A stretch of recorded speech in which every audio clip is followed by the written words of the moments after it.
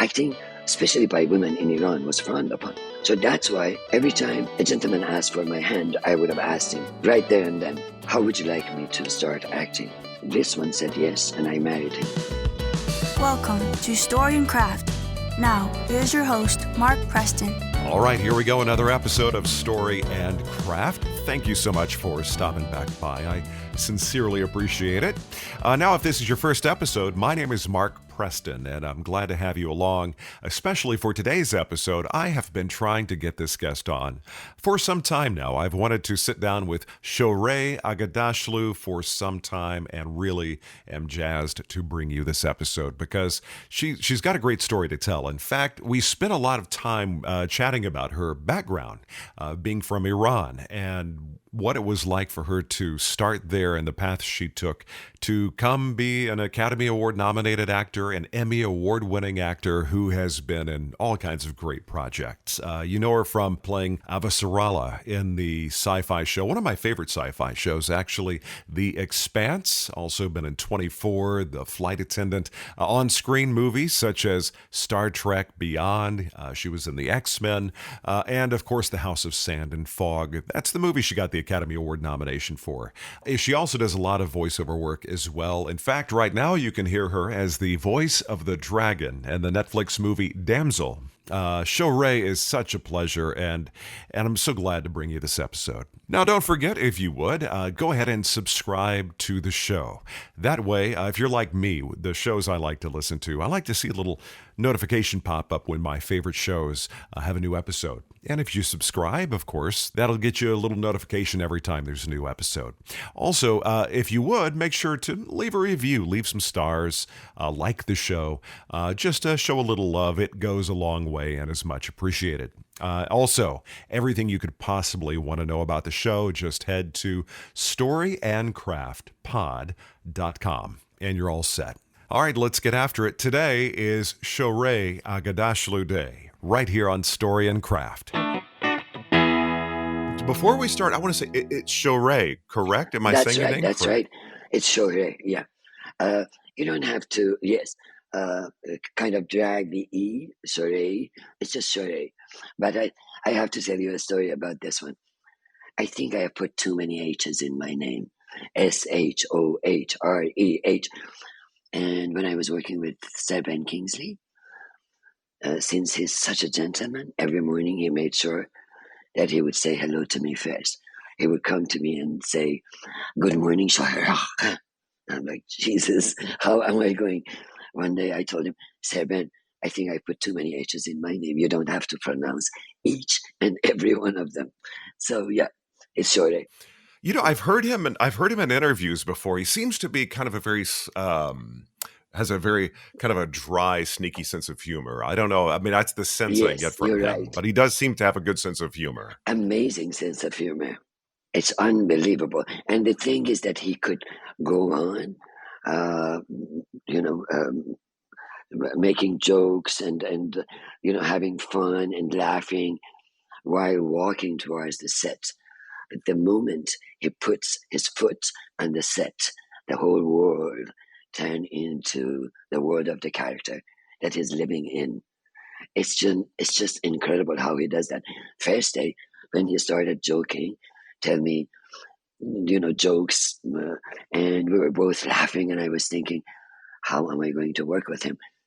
He's so happy, and this is a tragedy. And when we got to the set, he just entered.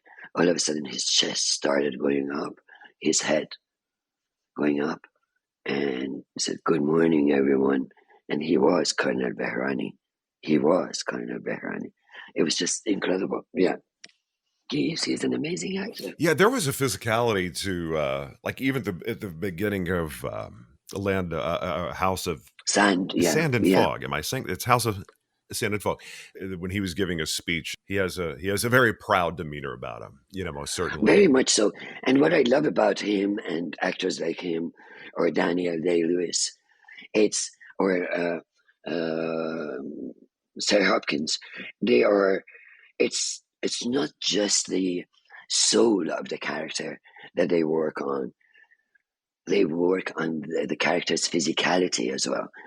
But to me, the most smart questions for the first meetings are, tell me how my character looks like. Is she short? Is she tall? Is she overweight? Is she thin? And Ben Kingsley, Daniel Day-Lewis, they first think, I have a feeling that they first think about the physicality of their character. Like when Ben Kingsley is portraying a general, Iranian general, proud Iranian general, obviously he turns into a proud general with his head held high. So, and Daniel Day-Lewis, I love the way he walks in the film that's called what? There Will Be Blood.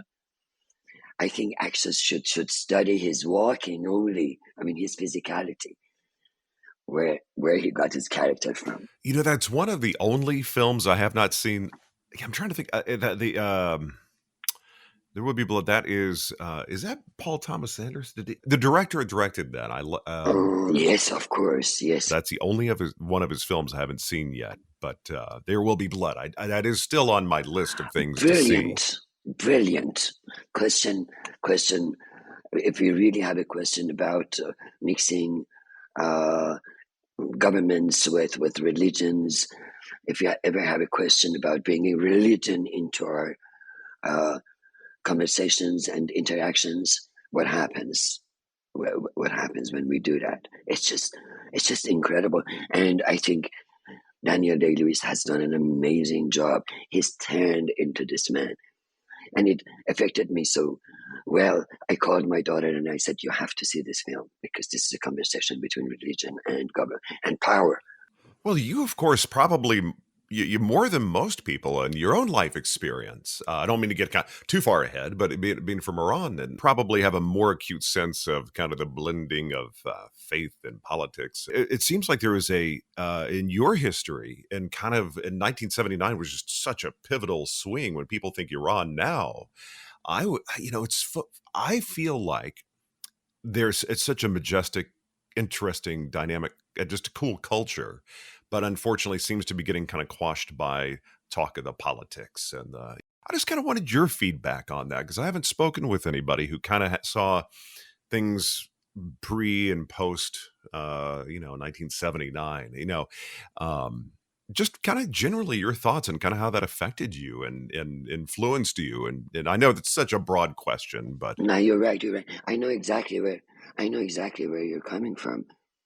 You are absolutely right. The reason I am more interested in political, either religious, political, or just pure political films is because of the fact that I have seen it firsthand, how a secular society overnight turns into a religious tyranny.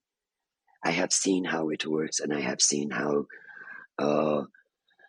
it ends usually because of the people. The more kind of religious people you have in your country, the more susceptible you are to a religious tyranny, unfortunately. So I've seen it firsthand. Growing up in Iran, what was the experience like? And have you been back since then, in recent years? Have you been able to kind of do the A-B comparison and kind of the aesthetic, what it felt like to be there? I'm afraid not. I have not been able to travel back to my birth country for almost 45 years now. I left right at the time of the turmoil. As soon as I heard that there were rumors, but usually one should take rumors seriously if one wants to stay away from troubles. And as soon as I heard that Ayatollahs are coming, what is this? Ayatollah Khomeini is coming from France via Air France. He has refused to come in with an Iranian plane. He wants to come in with a French plane. And I'm thinking, oh my God, why do I feel a conspiracy here? And why shouldn't he not come in an Iranian plane? He's coming in with the help of his allies. And this looks bad, and I don't want to stay here. I don't want to live here for now. So on February But 28th, you were very young too, and to be able to make such big decisions at that age, that's a big decision to make. yes, I was 26. To be honest with you, to be honest with you, sometimes it surprises myself as well that how smart I was at the age of 26 when I decided to leave the mayhem behind and just go to Europe and try my chance over there because I knew I was an actress and I knew that under religious tyranny, under mullahs, there wouldn't be a place for an outspoken young actress. I was back then. But unfortunately, I made up my mind too late. The prime minister at the time had already ordered all the airports to shut down, and for him to have some time to think about what to do with the Ayatollah when he arrives. And as soon as I heard it from the radio that airports have been shut down, I thought that I told my dog, my beloved dog, Pasha, his name was Pasha, in Turkish means sir. I told Pasha, I said, Pasha, destination is unknown. I don't know what's going to happen to me. I cannot take you with me. But I am leaving. February 28, 1978, 4 a.m. I jumped into my car and drove to the UK. I was familiar with the life in London. Well, of course, it begs the question of a little bit more origin story. What, as far as your family goes, did you come from a big family? Were you an only child? Or second part of the question is what kind of career did your folks have? Well, my father was a deputy at the Ministry of Health. My mother used to be a teacher, but when she gave birth to my brother, my father asked her to stay home and try to teach us rather than teaching the strange kids. And my mother accepted it. After that, she gave birth to two more sons. We are a big family, including cousins, and you know how tribal it is in that part of the world. And very loving parents. My mother was 20, my father was 22. So you can imagine how young they were and how much love they could have given me. And I started acting at the age of 20. I got married at the age of 19 because my parents did not agree with me to become an actor. But my suitor did. And as soon as he told me that there's no problem for me to start acting, I accepted Oh, his okay. proposal. Having a partner who gives you unconditional support, that's that's an important thing. Yeah. That's it. You said you could have not said it more beautifully. That's it. He was a partner that he would never leave me alone. He would always back me up in every which way. And we got married. A couple of months later, a friend of his who was working at the City Theatre told me that the City Theatre was looking for an actress to play a very important role in a play by one of my favorite playwrights, Edward Bond. It was called The Narrow Road to the Deep North. I went for an audition, I was accepted, and I started acting. By the age of 26, when the turmoil started, I was already a successful actress on my way. I had already won a couple of awards. Somebody once said, it's like, if you can imagine yourself doing anything else, this isn't the thing for you. Did you kind of at a very young age go, this is what I'm going to do? Or was it just one of a few things? One of the few things, I should say, because when I was 5 years old, I already knew that I would love to act, but didn't say anything because I didn't know what acting was. When I was 16 years of age, we were, our family, we were all staying with my uncle in the Caspian Sea. He was a merchant. He was into cotton fields. And his lifestyle was very much like Pride and Prejudice, one of my favorite books. He had 6 daughters, 3 sons, and when the 4 of us joined them, we had the time of our lives. It was the most beautiful trips I've ever taken in my life. And every time we were there, my uncle and his wife would take us to see a movie once a week on Fridays, equivalent of Sundays here in the Western world. And we went to see Gone with the Wind. and I was mesmerized. So were Western films very popular? You know, films from the U.S. or the U.K., were they very popular in Iran? Very much so. We dubbed the movies. We were so lazy. We dubbed the movies, but they were dominating the whole arena of theater cinemas in Iran. The Western films were dominating. To be honest with you, when I was a teenager, I watched mostly Western films than Iranian films. But when I left Iran, I started watching more Iranian films. It's interesting. Yeah. And another reason was because my mother was an avid reader. God rest her soul.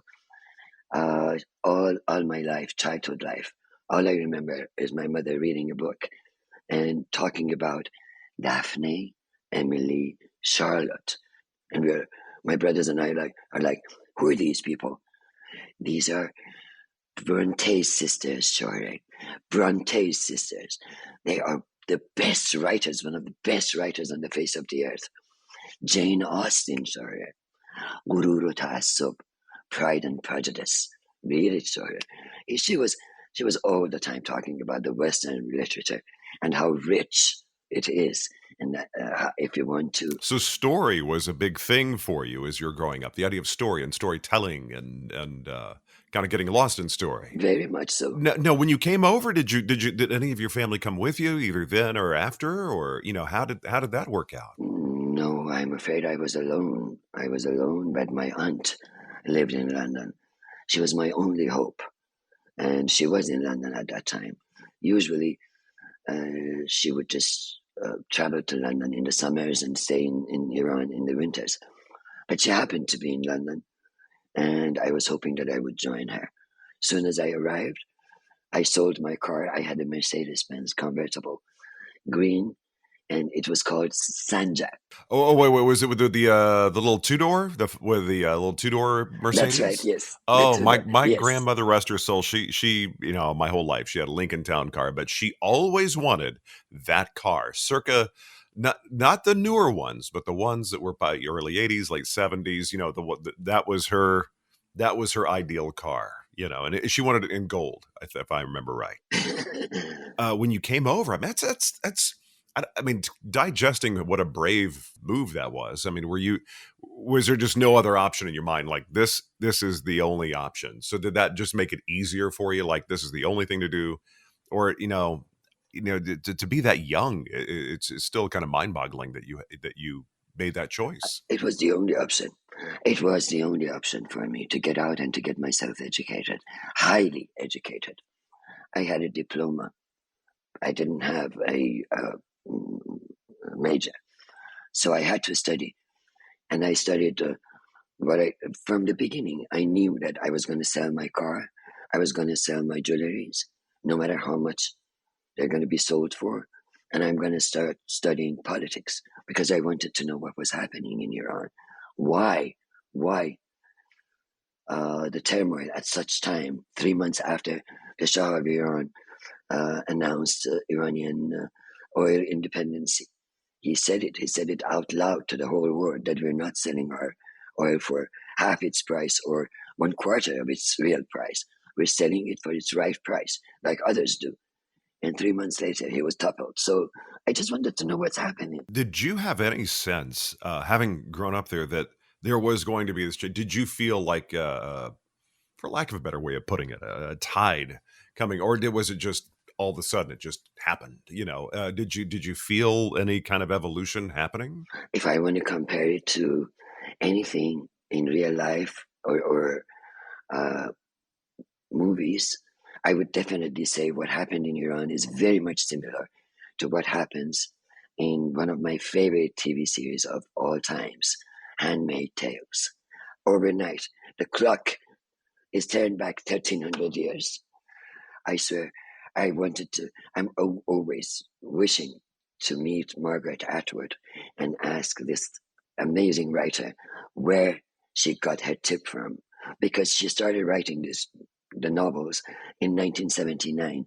The revolution in Iran took in 1978. What happened? I'm dying to talk to her and find out where she got the idea from, and why is this so similar to what happened in Iran. It means that, in my knowledge, it means that when superpowers make a decision, there is nothing you can do as an individual. You just have to go with it. Either you save yourself, leave, or you stay and you go through a lot. Now, what was your going back when you decided you were wanting to act? Was that well received by your family? Were they very encouraging? Were they a little bit? I don't know about that. How did they receive that idea? The problem is that I wish they had received it well. My mother was fine, but my father was not happy with the idea. I remember when I told my mother, when we were watching Gone with the Wind in the interval, all the other kids were asking for sodas, popcorns, this and that. And my mother said, "What do you want?" And I said, "I want to become an actress." And she said, "Not under our roof. You know, acting is frowned upon in Iran. Acting, especially by women in Iran, was frowned upon. We couldn't." And she said, "No, sorry, you cannot do this." So that's why every time a gentleman asked for my hand, I would have asked him right there and then, "How would you like me to start acting?"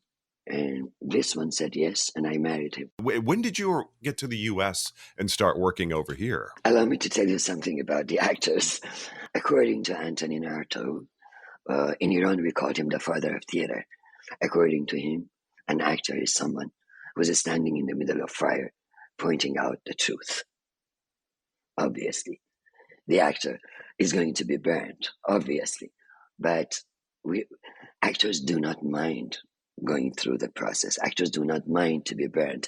I never forget what Frank Sinatra said about Judy Garland. It's beautiful. Frank Sinatra says, Judy Garland dies a little every time she sings.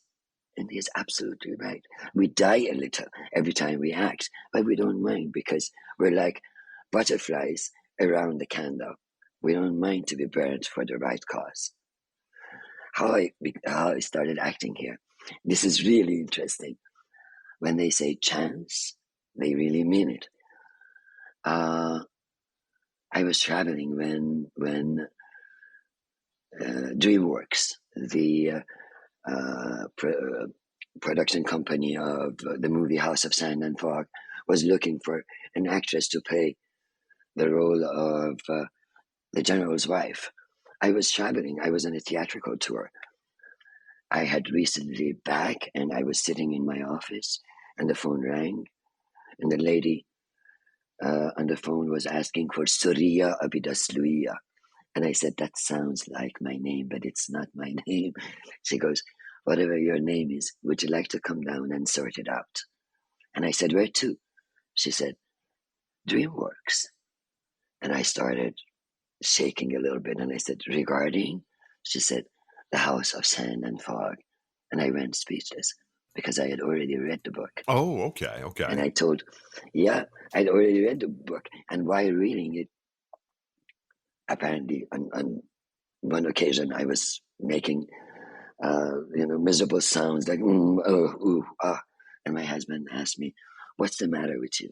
And I said, "If one day they make a movie out of this book and do not give me this role, then there is no democracy in this country. That would be very unfair." Well, how cool is that? That's to read a book or to see a screenplay, anything, and go, "That's the thing I want to do," and get a call. So you're probably try not to act too excited, But did you? How fast did you get down to the casting office or the DreamWorks? The day after. But my mistake was because I thought that my character is always coiffed up in that story. And that's how Iranian women are. When they wake up, rather than having breakfast, first they would just take care of their hair and face and put a nice dress on, and then they come for breakfast. That's how she was. And that's why I went out of my way. As soon as I received the call, I went to Nordstrom, bought myself some expensive pieces, put a lot of makeup on, went to the audition, and the director, Vadim Perelman, he looked at me and he said, "Oh, no. go home, come back tomorrow without makeup. And I said, but this woman is always coiffed up to her teeth. He goes, I understand, but I want to do this. I want to portray this woman without makeup. So I came home. I found a pair of black jeans, very old ones, black t-shirt, which was almost yellow, and put my hair in a bun because I didn't want to use my hair as a dramatic tool, and went for the audition, and I got it. But you fundamentally understood who this character was, and you already had Yes. You kind of already did the homework, as they say. You already knew who she was. Inside out. I knew when I was reading the book, I always thought that, my God, I know a woman like this in Iran. Oh my God, I came across another woman like this in Iran. So I was pretty familiar with. So the day after, I put a jeans, pair of black, torn, kind of old jeans, a black shirt that was almost yellow, and it was so old. Put my hair, I had a long hair, put my hair in a bun because I didn't want to use my hair as a dramatic tool. When I was leaving, the director told me, come back tomorrow and see if you can make me cry. And I was determined to make him cry. No makeup, nothing. I went to the audition. 4 scenes I was supposed to audition for. He asked me if I would like to take a pause in between the scenes. And I said, no, thank you. And he said, why not? And I said, I want to get to the crescendo and make you cry. And he said, let's try. And he cried and gave me the role. That has to be quite an empowering feeling. You mentioned how she wore makeup. Was there always a sense of, like my grandmother, rest her soul, she would never leave. She wouldn't go to the grocery store. We're from Dallas, it's the thing. You wouldn't leave the house without putting your face on, Was that kind of the same thing, to be dressed, to have the makeup on, was that kind of the way that ladies more or less operated in Iran? It's not just leaving the house, even in the house. They're supposed to get ready. My aunt, for example, my mother wasn't that much. She was a nerd. She was always reading or up to some new kind of convention or whatever. But my aunt would wake up at 5 a.m., 1 hour before her husband, who was a general, that was going to wake up because she was beautiful. She was beautiful. My family side on my mother's side are blonde, white and blonde, because they're coming from the north of Iran. And she was like a doll, but still, she had to wake up at 5 a.m., comb her hair, style it, put a nice lipstick on, a little bit of rouge on her cheeks, wear a nice dress. And then they had, of course, they had domestic help. She would just start putting everything on the table. She would and my aunt would make herself like a doll and would sit on the breakfast table waiting for her husband. So when the husband sees her, he would see this beautiful lady in a nice dress sitting at the table having breakfast with him. To kind of go back what we were talking about before, in 1978, 79, now the position women have or don't have in Iran, it must warm your heart to see the young people protesting, to kind of see, hopefully, fingers crossed, moving the needle, and how do you feel things are moving? Do you feel there's movement in a good direction, or do you feel it's stagnated when you watch the news or you talk to family? What's your perception of Iran in 2024? I wouldn't say that it has died down. I would say it has gone underground. Yes, it's in general, Iran is a lot quieter than it used to be last year, same time, when 1,500 young people were killed on the surface of the streets just because of having a peaceful demonstrations.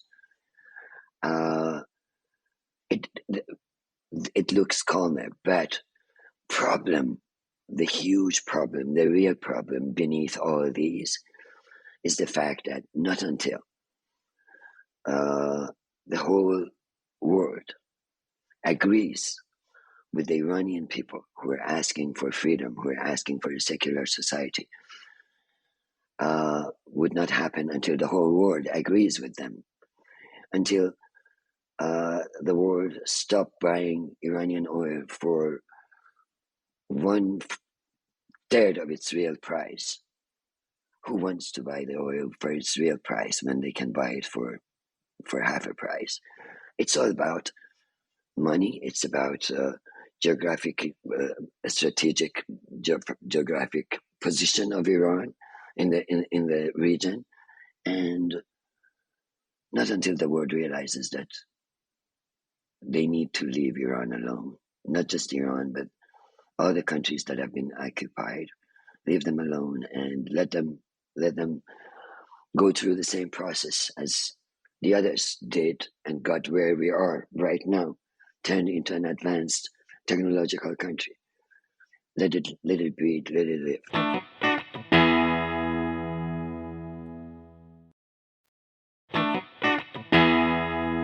Your studies in government, you study government is what you said, correct? And international relations, political science. Yeah, I had to.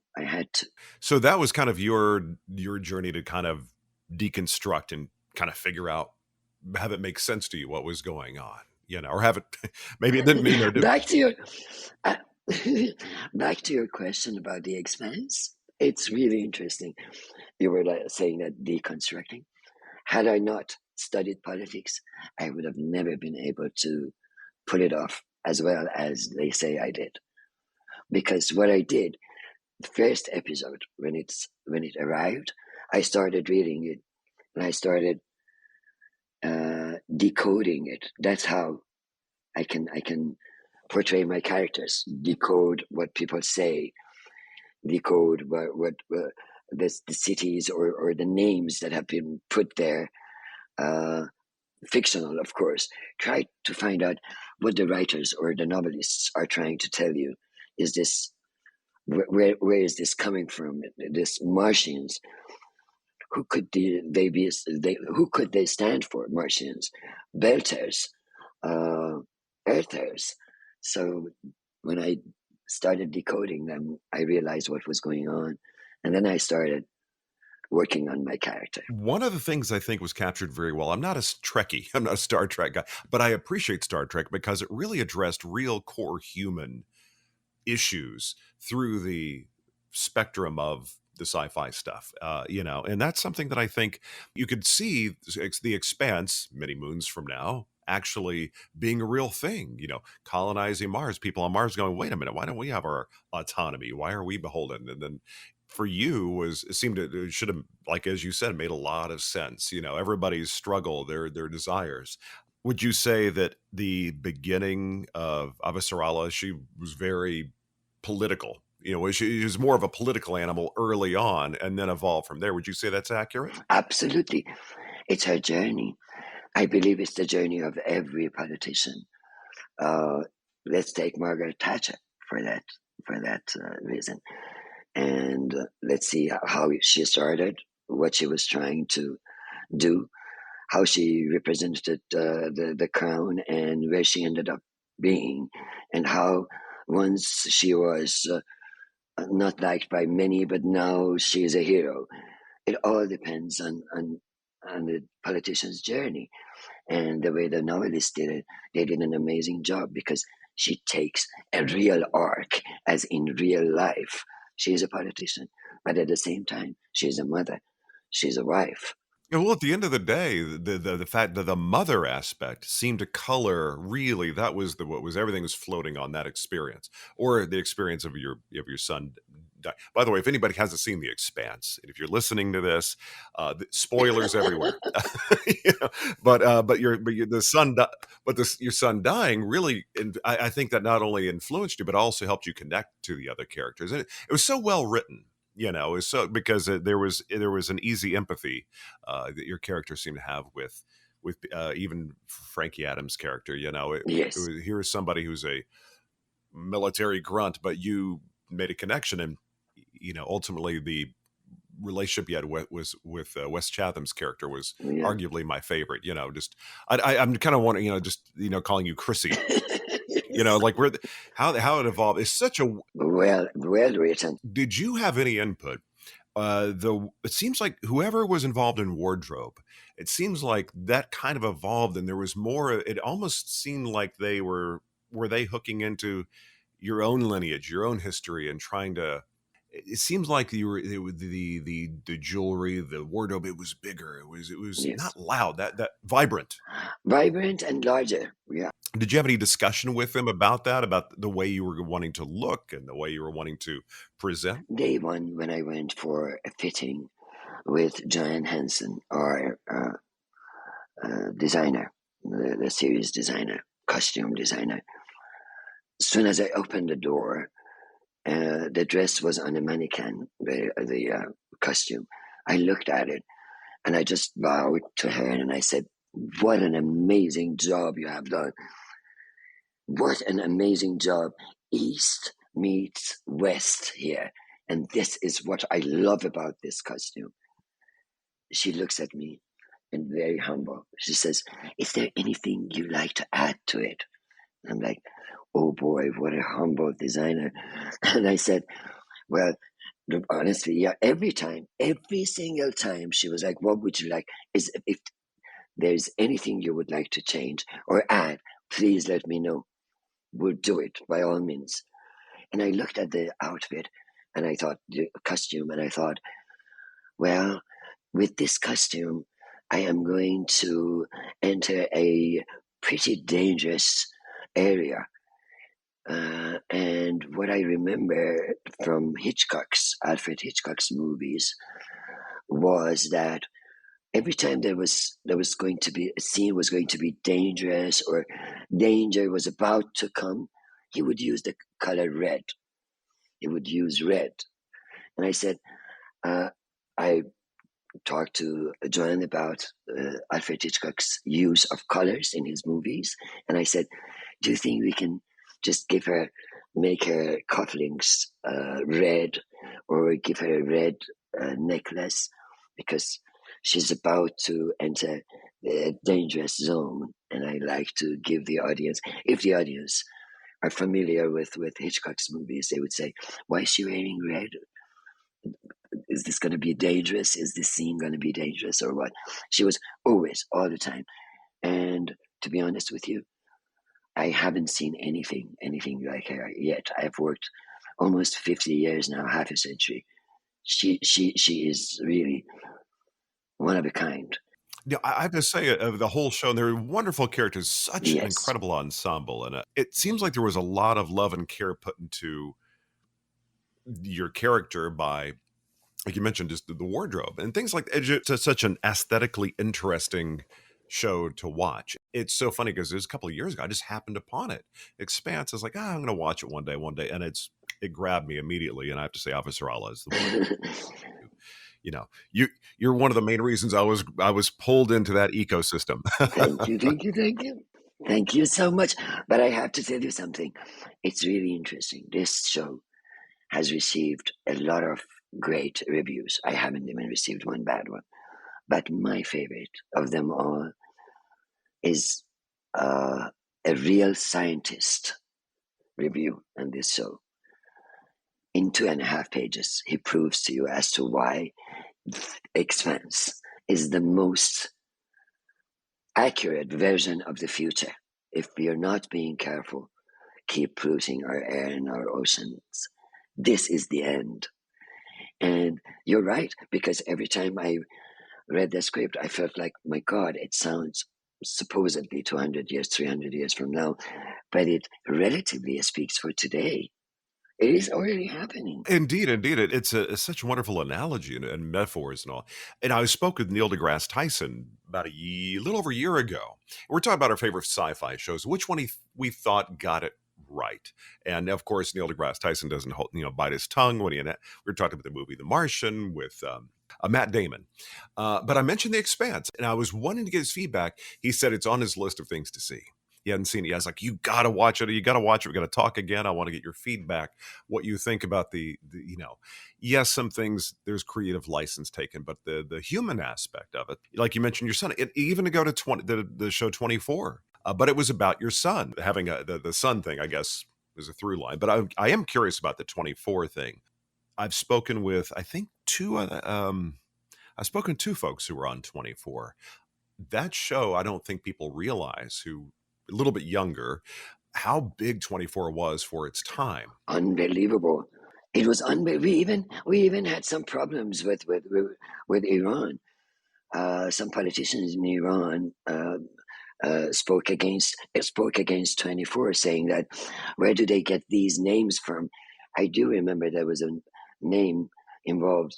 One of the terrorists' name was Mansouri, and apparently there was one in Iran, and they were like, where do they get their names from?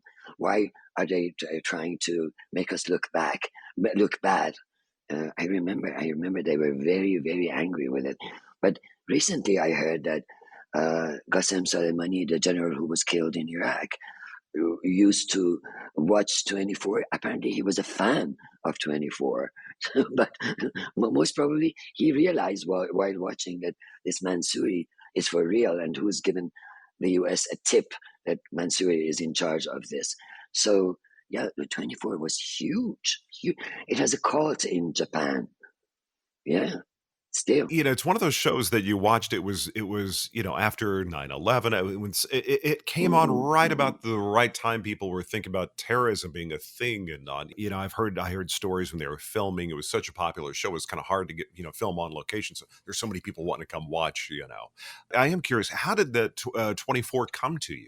I received an offer for 24, and they only sent me the first 2 episodes. I called my agent and I said, I don't want to get myself involved with something that I have no idea how it is going to end, especially if I am going to portray a terrorist. I need to know what happens next. The answer was, they're not going to tell you because they usually don't do that. And I passed on it. I said, send my love and regards to them and tell them I cannot get myself involved with this.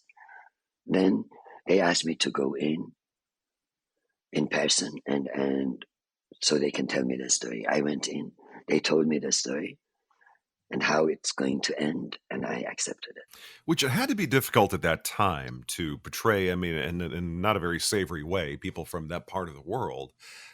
Did you ever get any, I don't say backlash, did you get any people saying, why are you portraying it? Why are you maintaining stereotypes or anything? Did you ever get any of that? Oh my God, a lot of those. But the worst one of them all was Radio Iran, KIRN 670 AM. Every single morning when I used to take my daughter to school, I used to listen to the news from Iran on this radio.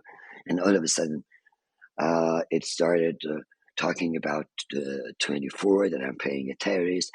And they received calls.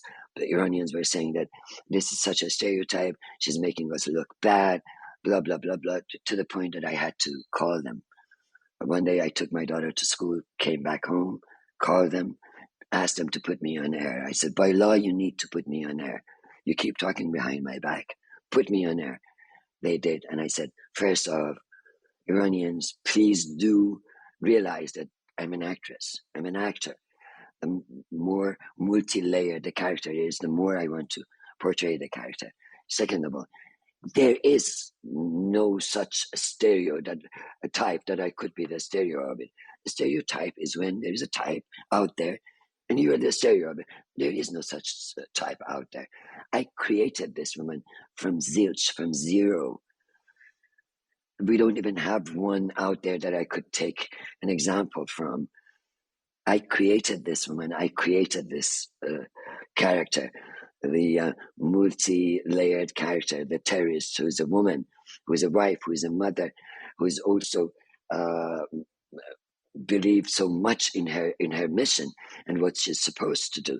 So don't do this to me. And they stopped.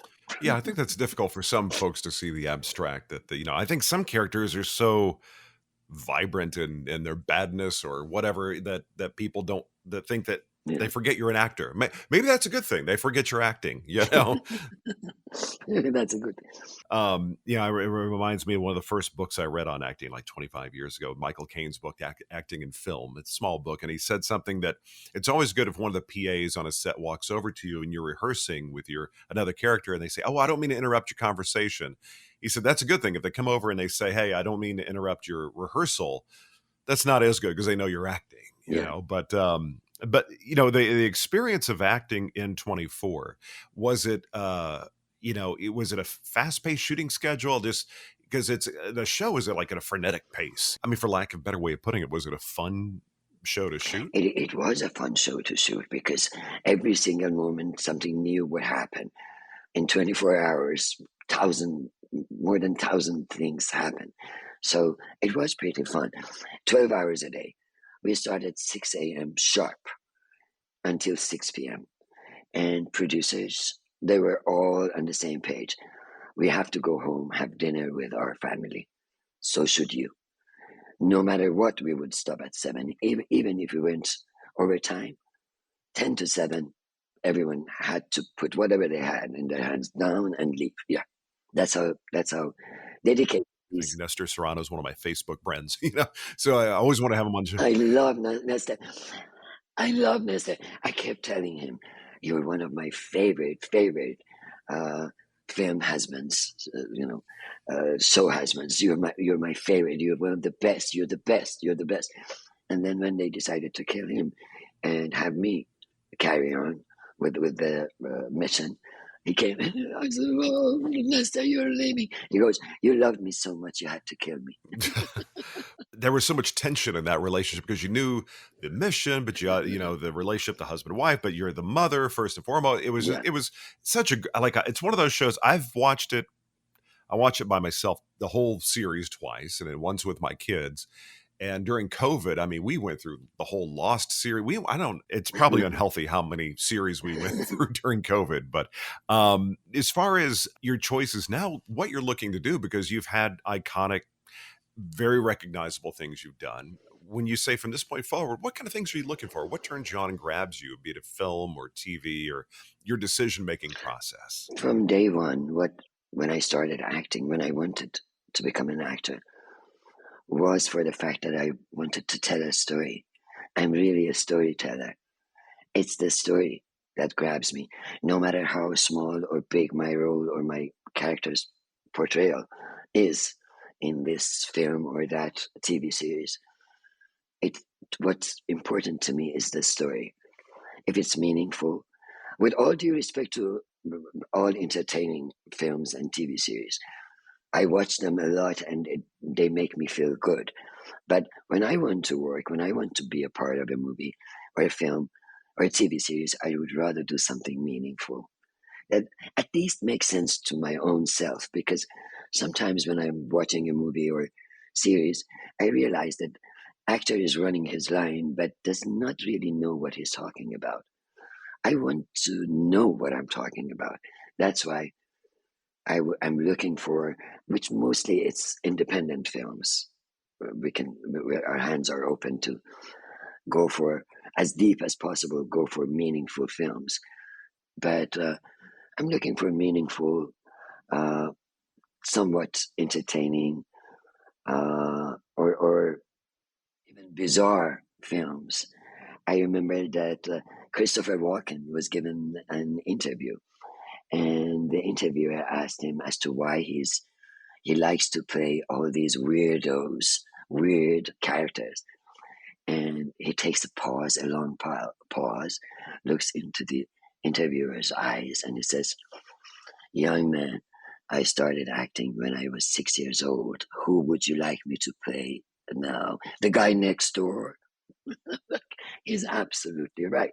We've been there, we've done that, we've tried it, and now we're looking for something different. Well, as far as different, was The Expanse, was that your first foray into sci-fi like that? I mean, outside of voiceover and outside, like, say, No, actually, the first one was X-Men, X-Men: The Last Stand. oh, okay. Yeah. Who was I speaking with the other day? We were discussing like how everybody wanted The Expanse to continue. It's one of those shows that ended definitely on a high note. I mean, like we were talking about, it is something you can conceive of being a real progression of society and what would be like a couple hundred years or however far in the future it is. But just generally, what was your favorite aspect of playing that character, Avasarala? What was it that you really, if you look back and go, this is what made it really worthwhile to play her?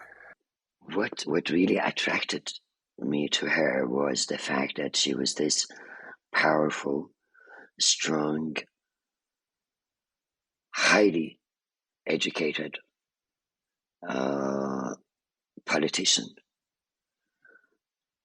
who also had a soft spot for humanity. The mixture of them both made me, because although Margaret Thatcher is one of my favorite politicians of all times, but still, I wish that she had that soft spot for when the right time comes to use it. But she didn't. She didn't have that soft spot. Avasarala did. And that's something that really was interesting. The empathy that kind of grew over time, and the relationships, and I mean, there was a point in time there was a lot of physicality. Oh my God, yes. You know, you're no longer in these beautiful gowns and all this. You're there. I think one episode you're in the spacesuit. My God, all the crew loved me in the spacesuit. As soon as I walked onto the set, everybody is saying that, wow, wear a spacesuit from now on. This suits you so well.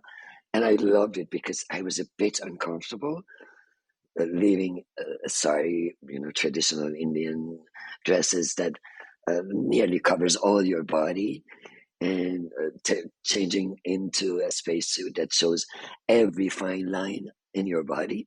But when they cheered and they said, it suits you, my problem was solved. You're looking at that, and I think you were at that last time I was trying to speak with you. I think you were filming Renfield, I think. Renfield. Where did y'all shoot that? New Orleans. It's the best place that this movie could have been made at. My first day off, I went out to buy some souvenirs for my daughter and friends. And guess what? I found a beautiful box with a rosary in it, small Bible, and a small bottle of water, perhaps it was, to shoo away the devil. And I thought, do people still believe in this? And the shopkeeper said, yes, in New Orleans we do. And I said, bravo, we had to make this film here because people do believe in it. Where were you staying when you were there? Because that's where most of the acting I did. Actually, I was out of New Orleans. I'm from Dallas originally, but I've lived there for like on and off for about 25 years. And then my youngest daughter graduated high school. Now we're in South Padre Island, Texas. I need to get the beach life going on. But New Orleans it's so funny because I lived in the suburbs, but people don't know there's really, it's got a bunch of little areas, little micro pockets. Yeah, exactly. Where were you staying when you were down there? Four Seasons Hotel. But the problem was that it's one of the best. Four Seasons is obviously, hotels are the best. First night I go to sleep, because the call is at 6 a.m. and I go to bed at 10 p.m. and I do ceremonial stuff that I need to do before going to sleep. And I try to sleep, and all of a sudden I hear, the roll drums, and then the songs, and I'm like, what the hell is going on? I called the concierge, and they said, oh, it's Mardi Gras. We're having a festival, and I'm like, 3 nights of that. And then one night was calm, and then the night after, again, drum rolls and stuff. They're singing, and what's going on? It's March Madness. Oh my God, they're so close. Every single night. And then every day I went out, people, thousands of them, crowded streets, bustling, and people are having fun. They're drinking on the face of the streets. They're smoking and going up and down, having fun. And I'm thinking, do these people work at all? Because they party at night. They go, what do they do? What do they do? But I loved it. I loved it. One of the greatest places in the world to go for a long weekend, but living there, it's a whole different story. It will say love hate. We'll put it like that. But the food is good. Can't complain about the food at all. But you didn't you during COVID? Didn't you do a food web series, a cooking show of some sort? Correct? Yes. I was working still during the COVID. We did season 6 during the COVID.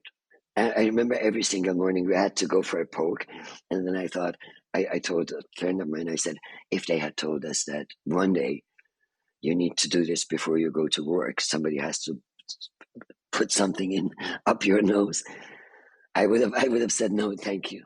I'm not going to do this.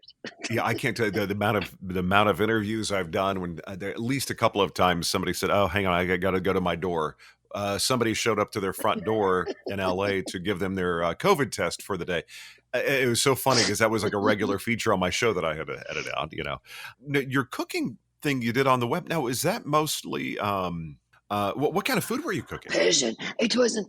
I only did 3 because I didn't have time as much. I only did 3. All Persian food, and mostly rice-based, because Americans have recently discovered rice, and they're loving it. They start loving it. I remember 30 years ago, every time I put rice on my table for my American friends, they weren't very happy about it. They were more happy with chickens and kebabs and stuff. But now it's the rice that finishes first. So yeah, it was mostly rice based.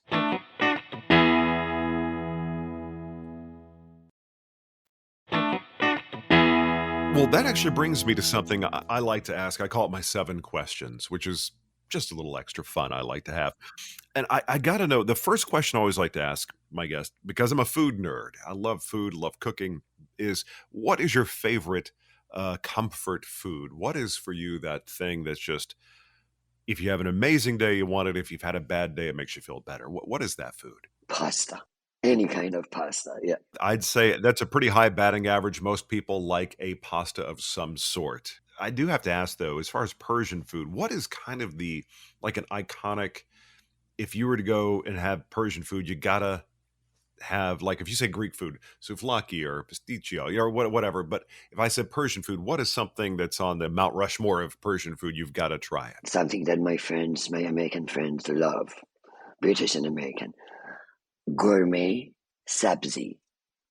Gourmet is gourmet. Sabzi is vegetable.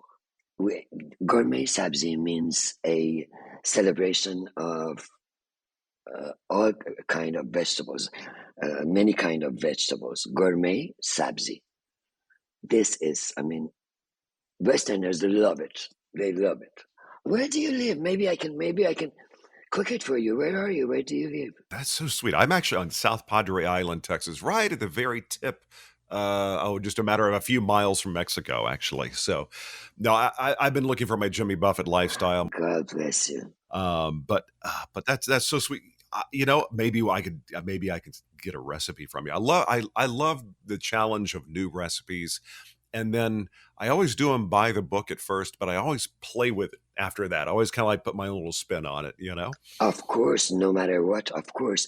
It's really interesting. I keep learning myself. The other day, I was trying to make a dessert, which very, very much like Persian dessert. And the instructions said that I had to put 1.5 glass of sugar in it, which I did. At the beginning, when I try to copy them, I go exactly what they tell me to do. I do that, but then I noticed it was too sweet. Next time I make it, I would use only 1 cup of sugar, not 1.5 cups. You're right. We need to have our own modifications. No matter what. It's improvisation in my the way I look at it, when you're cooking. That's the reason why I'm not a baker. I can't do the baking thing because it's too rigid, but I like the free form of just a little this, little that. Um, one of the questions I had, the second question of my 7 is, if you could sit down with 3 people and talk story over coffee, living or not, who would those 3 people be that you would love to sit down and have conversation and coffee for hours? Um, Chekhov, Antoine Chekhov. This man had so much to tell, and I love the way he looks at life. His stories are so human. Well, it all kind of started with him, Chekhov kind Yeah, of started the whole he did Stanislavski down indeed. to even Meisner, and Yeah, yeah, indeed. And what I love about him is that in his stories, everybody is innocent, but yet at the same time, everybody could be blamed for their wrongdoings. Just in real life, uh, definitely Antoine Chekhov, and who else? Sadhguru. Sadhguru is an Indian philosopher.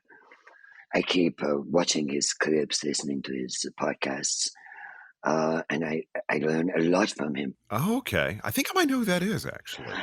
He's a tell you who else here in Hollywood. He has a lot of fans, but the one who is very much uh, all the time with him or tries to be with him is Will Smith. Okay, okay. Because of Will, he even came to Los Angeles to visit him. He rides a motorbike. He travels with a motorbike around the world. He's an amazing person, a philosopher, philosophy of life. If you want to hear real stuff, it's either him or Rajneesh, those two. But Sadhguru is, to me, is more relative. Oh, I know who you're talking about. Yeah, he's I want to say a young guy, but he's probably in his 60s, maybe. So, He is, roughly. yes, 65, 66. Yeah, he is. Okay. And the third person would definitely be Tarkovsky. I never got to talk to him. I went to his, he had a, what was it? It was when I was studying back in London. It was, I don't remember the college that he was giving a speech at, but I went to see him, and everybody got to ask their questions. But as soon as I started asking questions, time was up. So I need to see him again and talk to him and ask him a couple of questions that I have. So, what about you? I'm dying to see the three people that you would. Oh, you're the first person I ever asked, because I'm dying to see what you excuse think. me as I'm taking my cup of coffee. Now, I would love to talk to Shohreh Aghdashloo. Oh, I'm doing that. No, I've always been a fan. When I worked on the radio in LA, I lived in Encinitas, the North County of San Diego. And I would always do the same thing. I'd always go through In-N-Out Burger, get a chocolate shake, and just head south. And I'd always listen to Alan Watts on radio, I think Radio Pacifica, the philosopher Alan Watts. I think he died like roughly 1973 or so. He was kind of a pop culture philosopher, for lack of a better way of putting it. I would love to sit down with my grandfather, who passed back about almost exactly 20 years ago.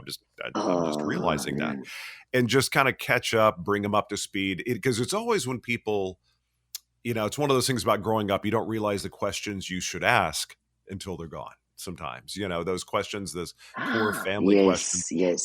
Yes. Not just questions. Take pictures of them. I every time I think about the good moments that I had with them, and I did not preserve it by either taking a picture or taking a note or something. Yeah, I know exactly what you mean. Okay, second one.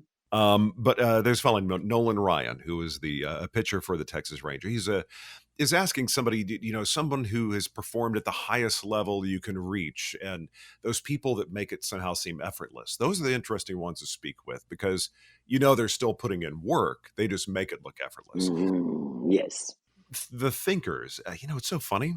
I was thinking about this the other day, and now I can't think of who it was I was thinking of as I was putting this together. And I always ask this question: it's the philosophers, the people who maybe have you think a different way than you have before, that kind of help you grow and remind you, no matter your age, you can still grow. And those kind of people are always fascinating. I gotta think about that because I always ask this question.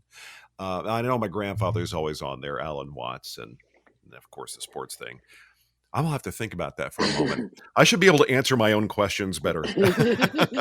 um, but the But you did a great job. thank you. The next question, and when you were young, who was your very first celebrity crush? Someone you saw is like, they stole your heart. They captivated you. They had you intrigued. Who would that be? I would say Richard Burton. Richard Burton. Oh, okay. Of course. Well, that begs the question: was there anybody that you ever in Iran or you came over here that you would like? You just admired them, and you just adored them, and you had the opportunity to work with them. Besides Sir Ben Kingsley, of course, but was there anybody else you got a chance to work with, and you were like, you had been admiring them from afar for a long time? Of course. First and foremost is Sandra Bullock. Loved working with her.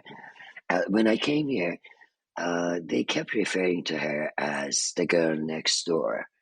And I was wondering, what does it mean? She is the girl next door. As soon as I started working with her, we were all the time together because she believes in interacting as well.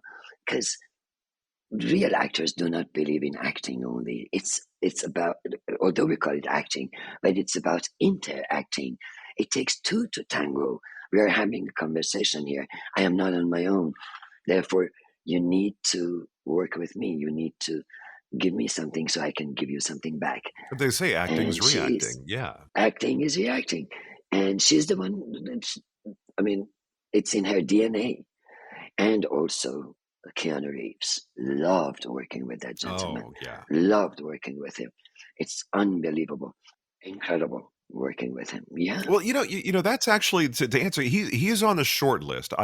The three people to sit down with. You look at the arc of his career, but also the way he's chosen to live his life, and he does a kind of an interesting way of living by example, and kind of his, I never had a chance to work with or meet him, but he seems like he'd be a wonderful person to sit down with and just kind of pick his brain. Incredible. No matter what, inside out.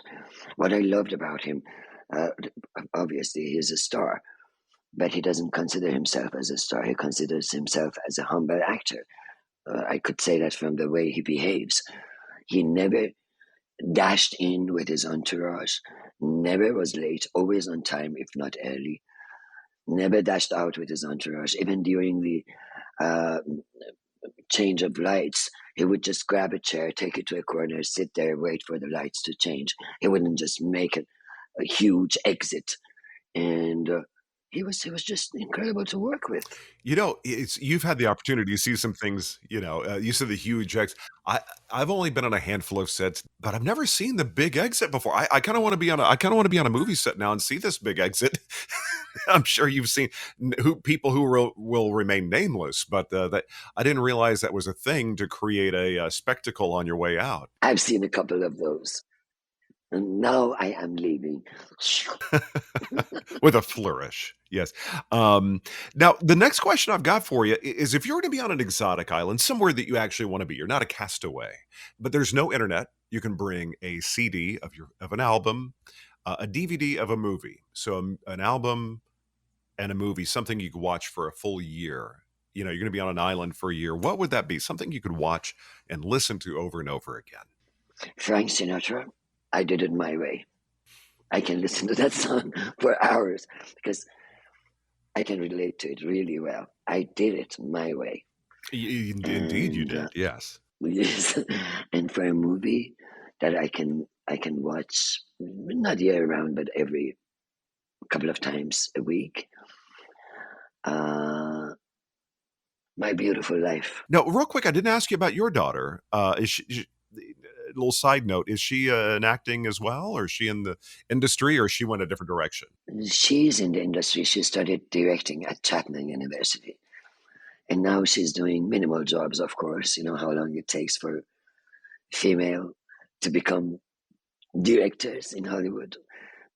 So she's taking her sweet time. Yeah, she's making short films, inexpensive short films, music videos, whatever she can do to get there. It's got to be nice though, where you can compare notes. And I don't think any of my kids are going to choose what I do, anything remotely like that. But it's got to be kind of nice to be able to have. I'm assuming she lives in LA as well. She does, yes. Not with me, but yeah, she's in LA, yes. To be honest with you, I didn't want my daughter, I didn't want to force her to follow up my life or do similar stuff that I did in life. But obviously, daughters go after their mothers, no matter what. So she was 16 when she said that she wanted to study directing. And I told her my reasons. I said, you won't have a life. You know that. You know how many times I missed your birthdays. You know how many times I missed going to the reunions with my parents. There's a lot that you have to sacrifice for. And plus, being a director, you're married to something for a full year at least. Whereas actors, got it easy. You show up for your thing and you're done. Yes, We're directors. yes. That's a marriage almost for a year, at least a year. It is, no matter what. Now, the next question I got for you, if you were to define from the time you get up until the time you put your head on the pillow at night, if you were to define a perfect day, the component parts, the things that make up a perfect day for you, what would those things be? A perfect day. If I'm not working, I'm at home. Perfect day for me is when nobody needs me.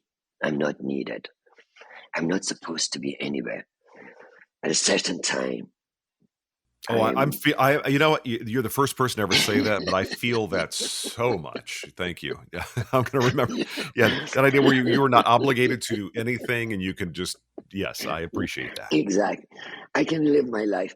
Have you ever noticed that while walking on a street, you see people who are walking towards a certain direction, and then all of a sudden they stop, they turn around and stop walking backward, uh, going back to where they were before, and you wonder, my God, you are so lucky you don't have to do anything. You're just wandering around, exploring ideas, going up the street, now down the street, is strolling down. You have the luxury to do that, but I don't have the luxury. I have to be somewhere at 11:30 a.m. no matter what, and I don't want to be But late. isn't that the most So, creative that you can be? I know I had a golden retriever who actually passed about a year ago, and we would go for walks. And uh, some of my best thinking ideas I'd come up with, and just go for meandering, no real plan.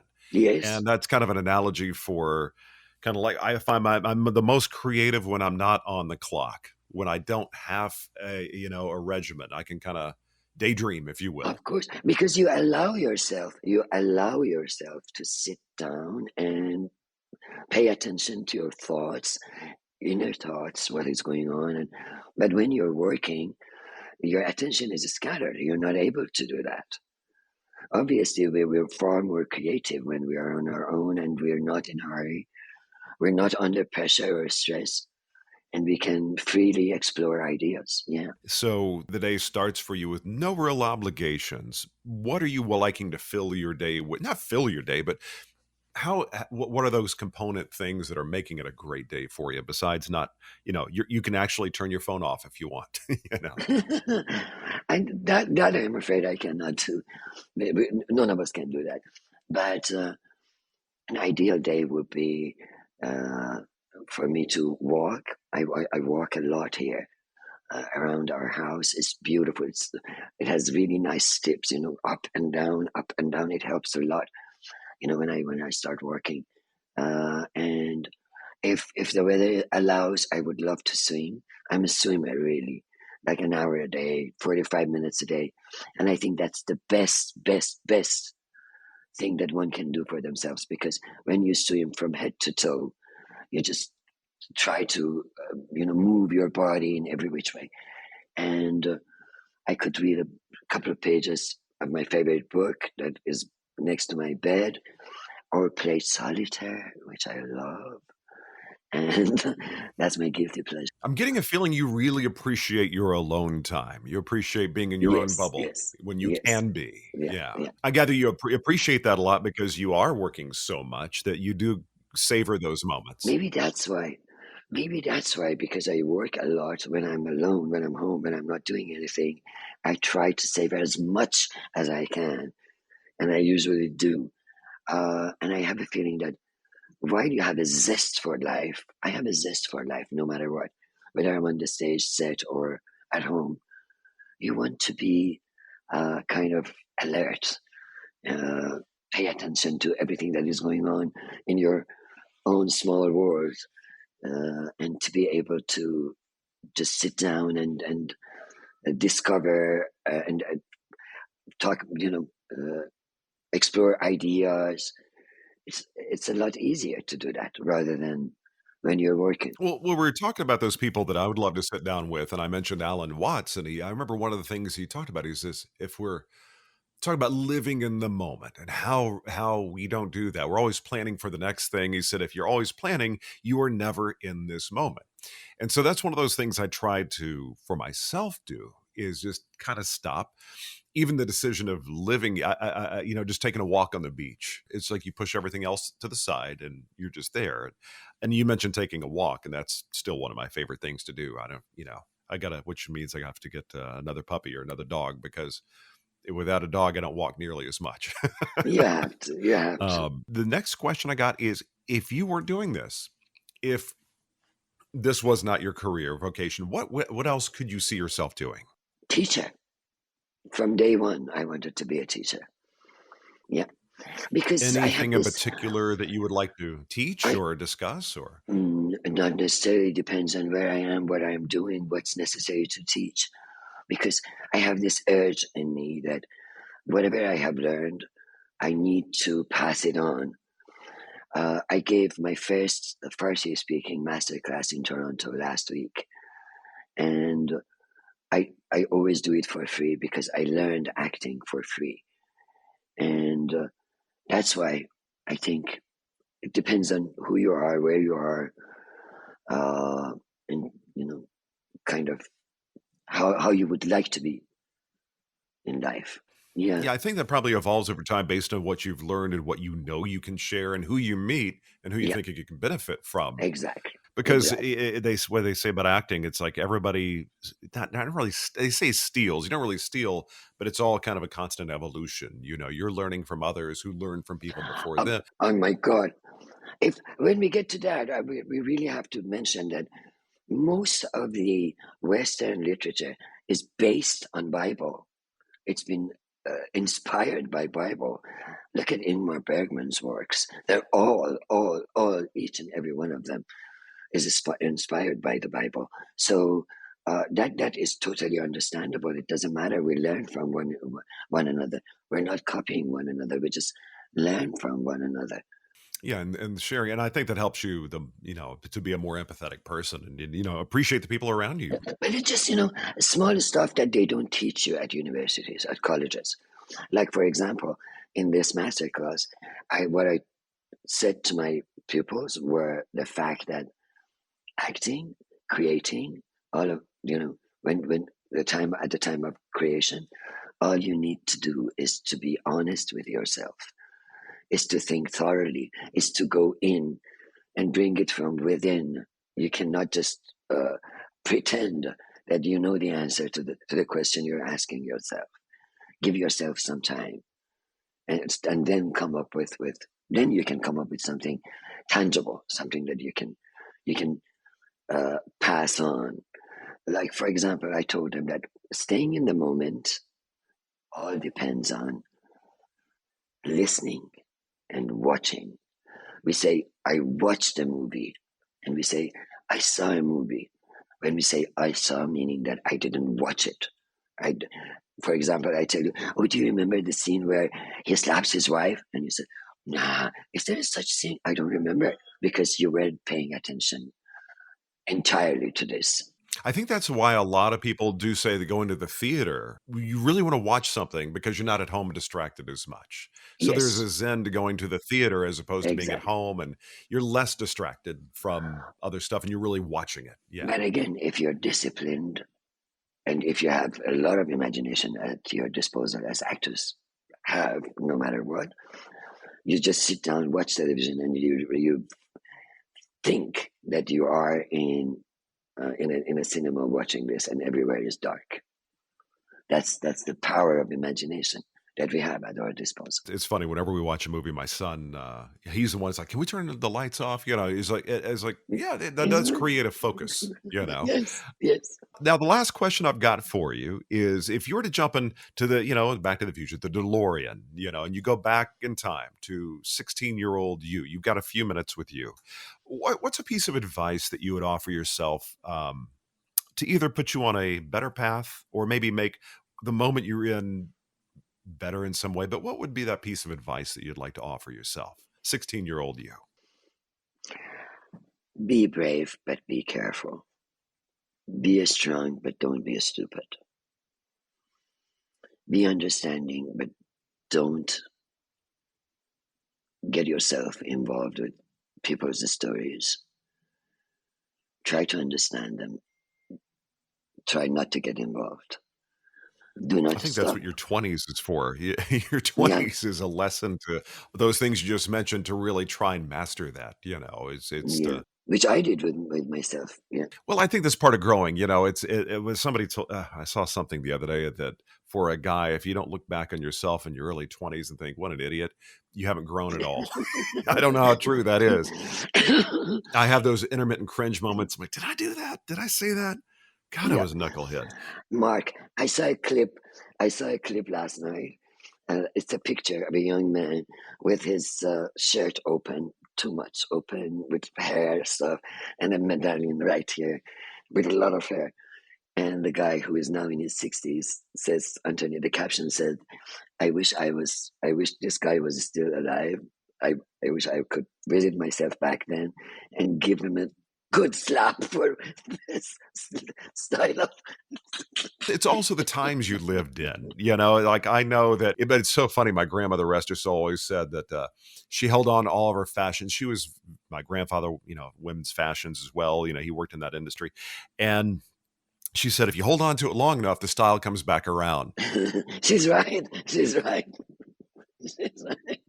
She's right. I so adore you, and I appreciate you taking time out to just spend some time with me today. That means so much to me. I know you're so busy. I wanted to connect with you over the last year and a half, I think, since I started the show. But I know you're fortunate in being so busy with fun work. So I'm very just elated for you. It's so ironic that we spoke. Majority of my day spent doing voiceover, and I know you do wonderful voiceover and characters and stuff. We didn't have maybe for another day we'll have a chance to discuss that. By all means. But now I have a mission. I'm going to go try to find a good recipe for gourmet sabzi. Is that how you say it? Yes, gourmet sabzi. If you need anything, you have my email. Drop me an email, please, and I send you the ingredients. I mean, I send you the recipe. There may not be certain kind of ingredients there. I can always post it for you. But first, let me send it to you. Shohreh, I appreciate your time. I know you're very busy, and I'm glad we finally had a chance to connect. But have a wonderful day. Enjoy a nice swim, a cup of coffee or tea, and I look forward to catching up with you down the line. Me too, Mark. You take care of yourself. My love and regards to the family. All right, there you go. The lovely, the talented Shohreh Aghdashloo. Really enjoyed chatting with her. I've wanted to have Shohreh on for some time, and finally got a chance to sit down and chat with her, and it got a great recipe out of the deal. I mean, how can you go wrong? You know me, love doing some cooking. Hey, by the way, again, if you would, cruise right on over to whatever podcast app you use. Make sure you subscribe to the show. That way you get notified every single time we have a new episode pop up. Also, leave a review, throw some stars at me, whatever you want to do, depending on your platform you use to listen to the show. Don't forget, storyandcraftpod.com. storyandcraftpod.com. Once again, storyandcraftpod.com. It's how you find out everything you could possibly want to know about the show. So pop on over there and just check it out. All right, so I'm going to get on out of here. Going to go hit the beach, do a little walk, and I want you to have yourself a rock star rest of your day, rest of your week, weekend, whatever you're doing. Thank you for sharing some time with me right here. We're going to be back. Another cool episode is coming right here on Story and Craft. That's it for this episode of Story and Craft. Join Mark next week for more conversation right here on Story and Craft. Story and Craft is a presentation of Mark Preston Productions, LLC. Executive producer is Mark Preston. Associate producer is Zachary Holden. Please rate and review Story and Craft on Apple Podcasts. Don't forget to subscribe to the show on Apple Podcasts, Spotify, or your favorite podcast app. You can subscribe to show updates and stay in the know. Just head to storyandcraftpod.com and sign up for the newsletter. I'm Emma Dillon. See you next time, and remember, keep telling your story.